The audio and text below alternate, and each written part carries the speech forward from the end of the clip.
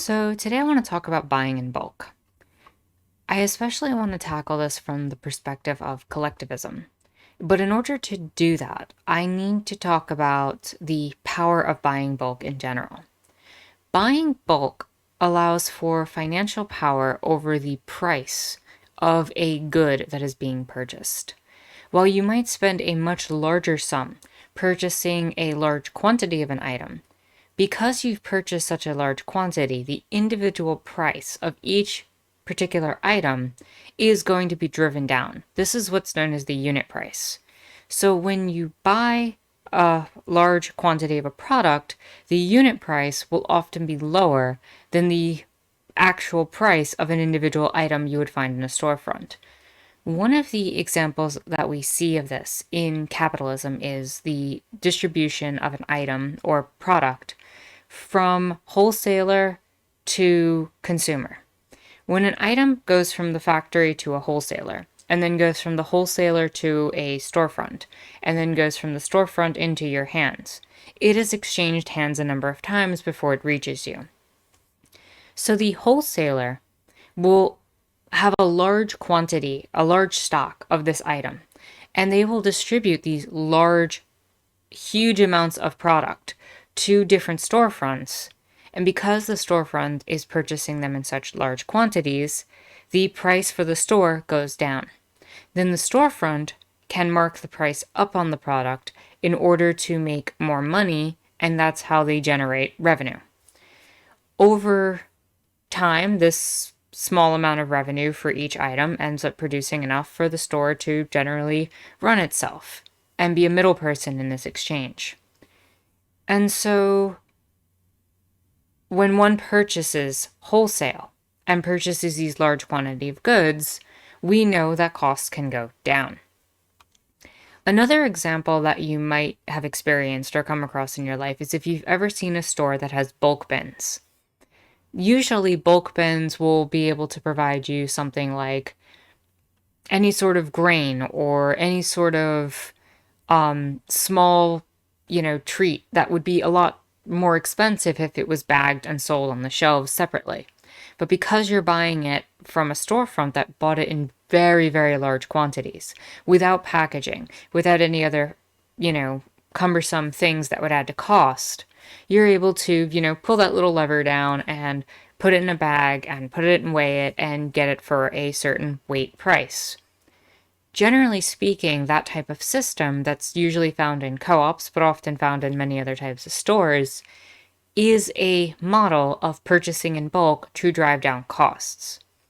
Another example that one could think of also is storefronts specifically like Costco. And other big chain stores like that model themselves after bulk purchases. Generally speaking, and this isn't across the board true, but generally speaking, items purchased at Costco tend to have a lower unit price than purchased at most other competitive stores.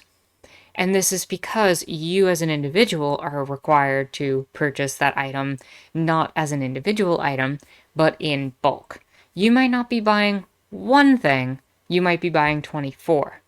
And that then brings up some of the downsides of purchasing in bulk. You have to have overhead. You have to have the space to store the item that you're purchasing. For example, it might be difficult for somebody living in a one-bedroom apartment to purchase an entire set of multiple cases of canned goods because there's nowhere to store them. That said, warehouses provide this type of space, and you're able to go into warehouses and do this. So you have to have the space to maintain the level of bulk product that you want to obtain. The second major issue, which I mentioned previously, is the upfront cost. If you are to purchase that large of a quantity, if you're already living paycheck to paycheck, chances are you're not someone who's going to be able to purchase this large quantity of product immediately. Furthermore, if you happen to be in the place where you can afford it, if you're by yourself, especially as an individual trying to purchase a large quantity, are you even able to consume that much of the product? which again brings us back to why collectivism is a great benefit to the process of purchasing in bulk. Another downside is there's a slight downgrade in variety. And to me, this isn't the biggest deal in the world. Do you have 10 brands or do you have 2 brands that you're able to purchase from? At the end of the day, if you're still getting the product and it still has the same nutritional value and relatively the same taste anyway, what is the biggest difference? If it functions and works and is applicable and maybe isn't the most socially fashionable, doesn't it serve the same purpose? You know? Does it matter if you have name brand or generic storefront green beans? Chances are, for example, with those 2 products, they're probably coming from the same facilities anyway, probably coming from the same farms, and are just being given different labels as it is. So you're not really losing much by purchasing one over the other. So that's how that generally works. And one other small thing that I want to talk about is that buying bulk has this weird trade-off, especially when you're doing it as an individual, where it can simultaneously incentivize and de-incentivize impulse buying. Because if you are a person who sees that good unit price and wants the item based on that, but it's not actually an item you're going to use, you could end up wasting a lot of money on a very poorly managed resource. However, if you are someone who knows you're going to get through that much of a product, buying that will prevent you from impulse buying in other ways by prioritizing the bulk products that you need. And when working as a collective, you can even more incentivize that lack of impulse buying by buying products that, generally speaking, are going to be used by the wider essence of the community. And, this is generally the power of collectivizing in general.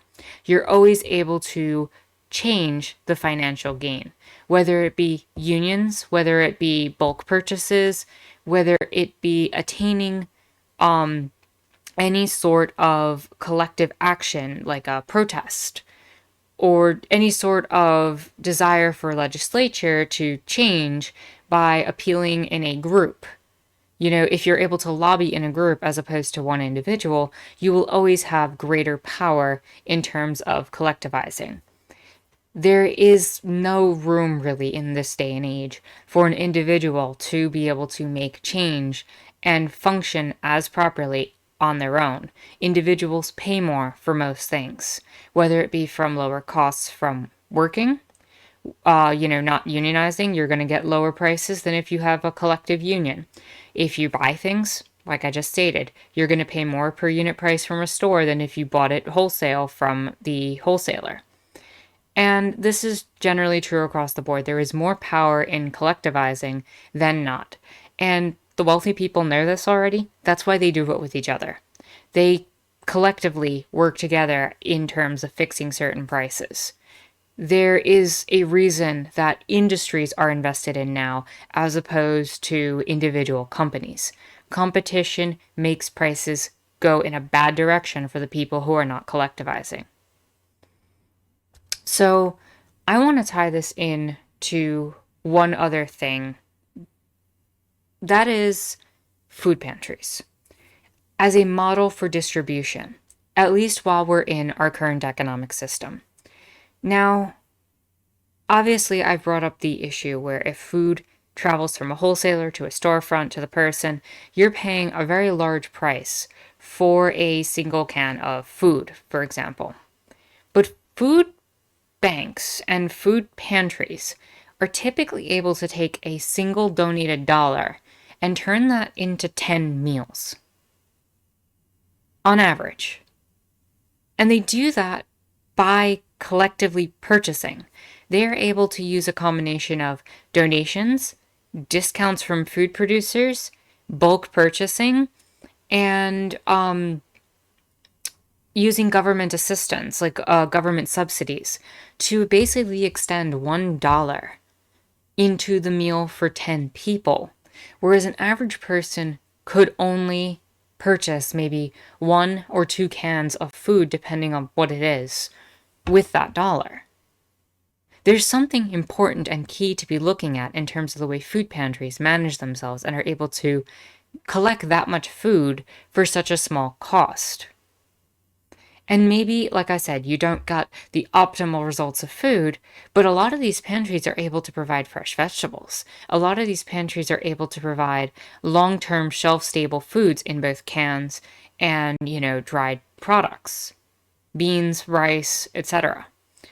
And so I think that as activists and as leftists, we need to be looking at this particular model as a model of mutual aid and service, where we can potentially find systems of warehouses and distribution models to counter capitalism from within.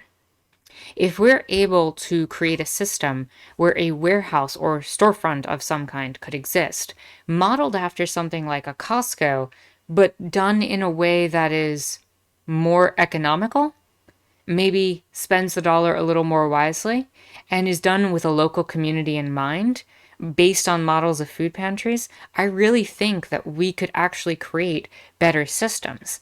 Now, of course, all of this requires startups, but there are leftists out there who do have some level of financial gain. There's people who've been who were rather in some of the more conservative fields, and they found themselves disgusted with it.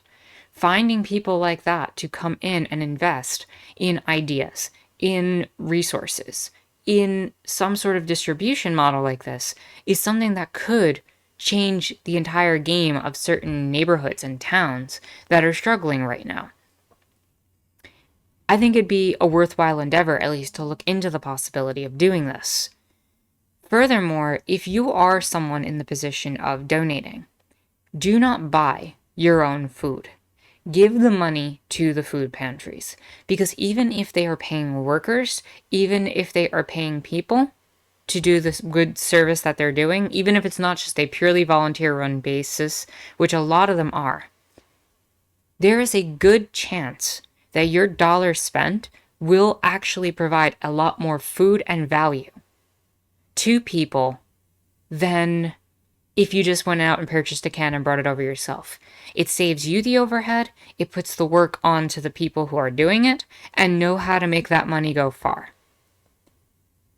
So, in conclusion, I believe that we need to start looking at collective models of bulk purchasing in order to start ensuring that people in this environment, especially when the government wants to hand us $600 for stimulus, and that's not doing anything.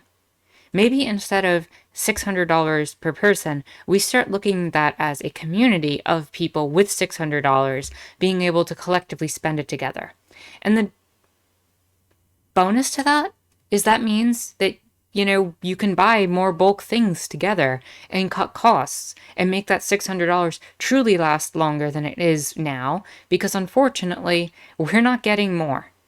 And so this is just one way to actually deal with it that doesn't put people in debt, that doesn't make people stuck in the system further, and doesn't rely on payouts that take 5 years to, achieve any sort of gain. Putting it in savings isn't going to do anything. Protecting your neighbors and protecting your community is. Just things to consider as we're moving forward and as things seem to make no sense anymore in terms of the government actually caring about people. We need to start taking things into our own hands, start making resources like this, and start moving forward. With that said, if you like this video, give it a thumbs up, hit the subscribe button and the bell for notifications. You can follow me on Twitter and check out my Discord in the description down below. And with that said, my name is Anarchist Tara, and I hope you enjoyed watching.